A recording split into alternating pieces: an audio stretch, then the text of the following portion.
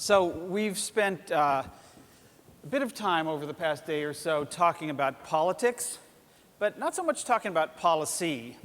And we're going to move to that now. And so please, for that conversation, please join me in welcoming from Ceres, Ann Kelly, and from Environmental Defense Fund, Jason Mathers. Welcome. Thank you. So before we get into sort of the nitty-gritty of policy, let's just talk sort of a little bit picture. How do you see that the 2016 presidential election changed the definition of corporate responsibility? Ann? Great question, Joel. And is the mic on, by the way? Just want to make sure I'm being heard. Now it is. Okay. Thank you for your opening yesterday. I thought Joel did a terrific job pointing out we had no playbook for this. This is a moment of urgency. I love the rap song. I feel like I need the Green Biz community for what I'm going to ask you for. You got it. Good. Thank you for that. The way in which corporate responsibility has changed is that it no longer is enough to just do great things operationally, which is of vital importance. SBTs, RE100, all the great things you all are doing. It's really important to talk about it in two critical ways. It's important to tell lawmakers the business case that you all know so well. Help them do the math, which they haven't done. Get the politics out of the way, allow the business case to transcend the political divide, which you can do so well, not red, not blue, it's purple. And then tell those success stories out loud in various forms of media, the money you're saving, the emissions you're bringing down, the materials that you're recycling, and tell it again and again and again. Lawmakers really need to hear this at the state and federal level, and I'll be glad to elaborate on how we do that in a safe way as your legislative concierge. Go ahead. So what, I guess what I'm hearing there is that the question is how does it responsibility change? Is it in part that we just need to be talking more verbal, more vocal, as well as more active in the policy arenas, but is that sort of what's different? What's different is it's more important than ever to actually go and educate lawmakers. And lawmaker education isn't always lobbying, it's sometimes just lawmaker education. So there are lots of avenues to let your congressperson or woman know about the work you're doing and why it's so important to you. And also to understand that we could lose a lot right now at the federal level. Some of the most important accomplishments in the last 8 years are at great risk, including the Paris Agreement and our membership in the UNFCCC, the CAFE regulations, I could go on. We need to convey that we want to hold on to the environmental law infrastructure that has brought us where we are today and not fall victim to the lure of cutting red tape and cutting all sorts of regulations, because actually that's not what we want. We also need to be on the offense and look at creative strategies like carbon pricing that were just held up this past week, and convey why actually putting a price on carbon is the right market mechanism, and that's why all the economists agree on it. So it's that. Great. So Jason, what's changed for you from the lens of EDF? Yeah, so it's a great question, Joel, and thanks for having us here. This is a big year for us. So we're turning 50 this year and have spent over half that time working collaboratively with businesses. So I think we have a pretty firm perspective on sustainability and business strategy. And the core, I think, framework of business leadership remains the same. What changes might be the emphasis, right? So when we think about what is business leadership on sustainability, there's really three pillars, right? There's setting ambitious goals, there's executing against those goals, and that's really kind of our core competency on reducing emissions in the supply chain and helping folks develop cleaner products. And then the third pillar is developing the solutions of tomorrow, right? Because we know that the best practices and the best tools we have today aren't going to get us to the end of our journey, right? And so when I think about that last pillar, there's two components there, right? There's leveraging your purchasing power and expertise to provide a platform for innovative solutions, and there is a key point of supporting a policy environment that rewards innovation. And so I think, right now that last piece is particularly critical because we can't assume, that there's natural momentum there. Yeah. Let's stick with that for a minute because I think that's a really interesting space to explore.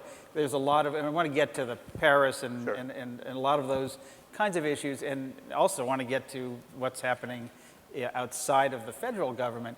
But so many of the things that this community is doing is about innovation. It's about risk mitigation. It's about solid business issues. It's about job creation, ultimately. At least that's one of the outcomes of this if it's done well. I don't get a sense that companies know how to talk about that, particularly through the lens of sustainability. What are you seeing, Jason? As far as like the job creation, In terms of how companies are they able, and how well are they doing in terms of linking sustainability with some of frankly, the core issues that came out during the 2016 election? Yeah, no, I think it's a great point. That a lot of this is innovation, right? And I think that you can look and see examples of companies who are, I think, doing a good job on telling their innovation story. But I think we could do more, right? We could tell. I think a great story that we have to tell is how the Clean Air Act and other bedrock environmental policies have helped create and foster innovation and advance billion-dollar industries now. So I think that there's definitely a lot of opportunity for us to be more proactive about talking about job and innovation benefits. And how do we tell those stories, Ann? I mean, there's full-page ads and PSAs on TV or online. There's private conversations. What are you seeing as effective? Yeah, I think actually companies are very talented at talking to lawmakers about their own innovation and sustainability, and I see it all the time at the federal level as well as in state houses. And these are done in private conversations. But I've heard many companies tell their story, talk about job creation, talk about cost savings, talk about the value of energy efficiency, about the procurement of renewable energy, and it's very effective, actually. So I think they're very good spokespersons. I was in one meeting with the transition team prior to the inaugural and with a particular sector, and the transition team members were saying, well, tell us about the last 8 years and everything you need us to cut. How bad was it these last 8 years? We're taking notes. And the CEOs in that meeting say, well, actually, last years have been pretty good for us. We really believe in the regulatory infrastructure that was put in place for our particular sector, and it's actually really worked. And we hope that you'll keep those systems in place. Only they said it, with a great level of detail that I think the transition team members found convincing. So there is nothing like the stories that people in this room can tell. And a series, and you're part of your BICEP, put out a letter, I think it was like days after the election, that was signed by 600 or some companies, and now it's over 700, I believe, encouraging or urging the new incoming administration not to back out of Paris. What's the strategy? What did you expect would actually happen as a result of that letter? Yeah, well, the letter you're referring to was we launched 48 hours after the election with our wonderful partners at World Wildlife Fund, the Low Carbon USA banner, which many people are comfortable with. And we simply wanted to send an immediate signal, which we were able to do within a week of the election, that Paris was important, to stay with Paris and to stay with low carbon policies generally. And now, you read the LA Times this morning, we have over 750 businesses and investors, and it continues to grow every day. And there are stories around that. What we wanted to do was simply to send a message, and now we're sending personal private messages to Secretary of State Tillerson to say, don't leave the Paris Agreement. This is really important for our global competitiveness. At least let me explain to you what it means for my sector, for my industry, for my company. This is really important for US leadership. And so what we hoped with the letter was that it would create a pause, that there wouldn't be any rash moves. We've seen that the administration is capable of rash moves that don't really seem well thought out. You think? Just a bit. And so we really wanted them to think carefully. Again, listen, do the math, hear the business case, listen to the economics about the clean energy economy. And we still intend to do that behind the scenes because we have to believe that there are people at various levels of the administration that want to hear this story. The conversations I've had with companies since November 8th, we talk, are you going to stand up and be heard and loud and proud and all that? And they say, well, I don't know. I mean, first of all, my CEO has a lot of other issues. There's immigration, there's minimum wage, there's all kinds of things that are directly impact our business in addition to this. And I'm not sure, how many times we can go to that well in terms of standing up and picking a fight. What do you say, Jason? What are you seeing, and what do you say to a company who says that? I think for every company there is an action that fits your culture, right? I think the kind of one of the key things we try to convey is that the new administration has brought with it a narrative of businessmen solving America's problems, and that gives the business community agency and frankly a responsibility to help shape the narrative. And we think there's two key messages that companies need to be delivering. One is that the U.S. needs to continue to lead on climate, and the second is that businesses need long-term regulatory certainty, right? And now businesses can convey those messages in a number of ways, right? You can put out an op-ed like Rob Walton did in November. Gary Garfield, former CEO of Bridgestone, just did recently, right? You can meet privately with your senators. You could work within a trade association to put out a statement, and choose how much you want to promote it, right? So there is an action, a meaningful action, to fit any kind of corporate willingness to engage. Yeah. Yeah, just two quick thoughts on that. I mean, one is safety in numbers, right? So I've heard the same message from folks. If you get with a large group, whether it's a Paris letter or your trade association or your sector, let's all move together. Let's say, for example, the entire green biz community acting together. You can't all be tweeted upon. Secondly, what's changed? That's green biz. That's really easy to do. If you It'll all are, be about Joel. send the comments to Ann. What's really interesting, though, is lately, and this is the Nordstrom model, right? So they drop Ivanka, the share price goes up. Really important. I'm starting to think that there's a greater liability for companies who don't weigh in. Your customers, your employees, your children, your grandchildren, right? So where were you in 2017, Grandma, when this happened? All of us wish we could be on the docks, and it was 1939, and we could welcome that ship of those poor Jewish people who were sent away. We all wish we would be at that moment, but they're gone. Yeah. But we're here now, and we can do something. And Joel said exactly the right thing. Donald Trump is our sustainability stress test, right? But he's also like that high school kid who would say, come to this party, the drugs are awesome, you can do it, when you should be home studying for the SAT. And if you go to that party, you're gonna not feel good the next day, but he's going, come on, cut those rigs. You got a rule you love to hate, we'll break it for you. You don't need that birds and bunny stuff. Stick with me. I still think you can do both. It's enticing because he wrote the book on Woodstock, just saying. But just saying, you don't actually, I think we need to appeal to the better angels of our nature. Ian used the word swagger, he's exactly right. So you mentioned Secretary of State Tillerson, and it sounds like there's some opportunities to do some more private back channel kinds of conversations that might take some of the stress of being public and the 140 character terror that some companies seem to be facing off the table. Is that happening? Exactly. There's a vast menu, and I know that Jason has one as well, and we do work together. There's a vast menu of private action, of communications and emails and personal meetings and we are expanding that menu of private action, and it's also true at state houses, let's not forget. Yeah. And let's not forget the halls of Congress, the men and women in Congress who really want to hear from all of you, and the Republican moderates who desperately need business cover and need support, and particularly those House moderates who are standing up around climate change, like Elise Stefanik, the youngest woman ever elected to Congress, 32 years old, upstate New York Republican. She said, of course we're going to solve climate change. I'm a millennial. Carlos Curbelo, South Florida, Republican, who started the Bipartisan Climate Solutions Caucus in Miami, saying, this is crazy. This is insane. Yeah. What are we doing to our streets here? They need to hear from you, and as you say, a private conversation is perfectly appropriate. So I think that, those are impactful actions, right? Right now, there's kind of two types of actions that I think are most threatening. One is Congressional Review Act, right? And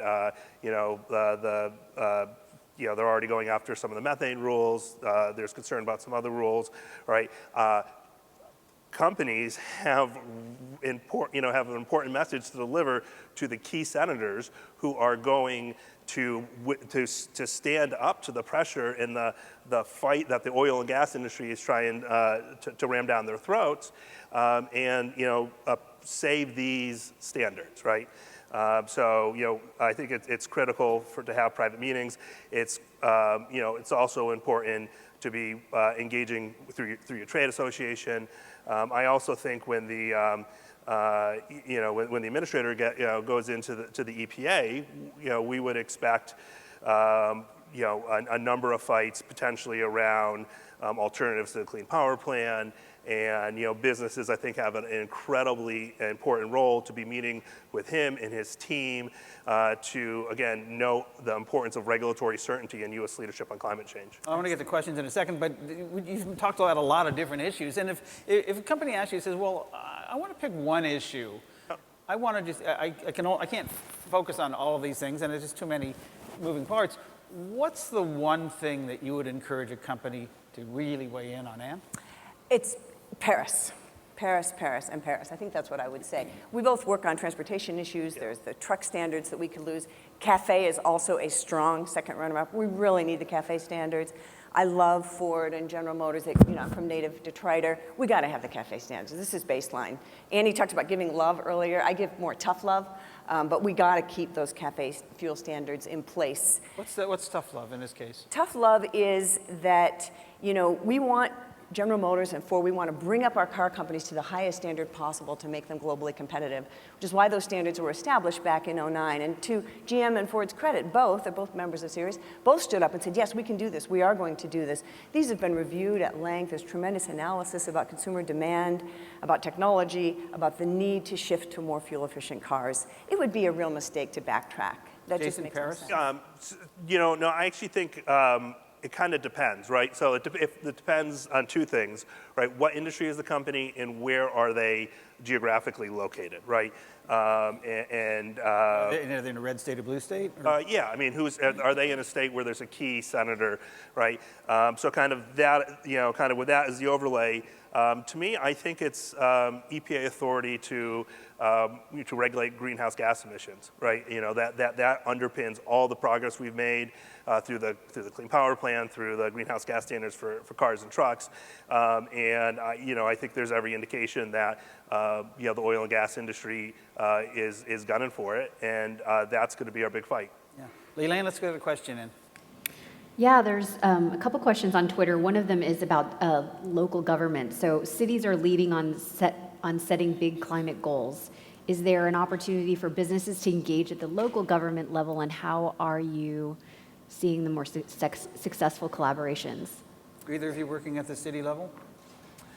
Not directly. I know EDF is engaged in Southern California and Houston and a few other places. I mean, I think that the cities are the laboratories, right? There's great opportunities to both put policy models in place and to start to build the market for our next generation of solutions like electric vehicles. So they also didn't get the president elected. No.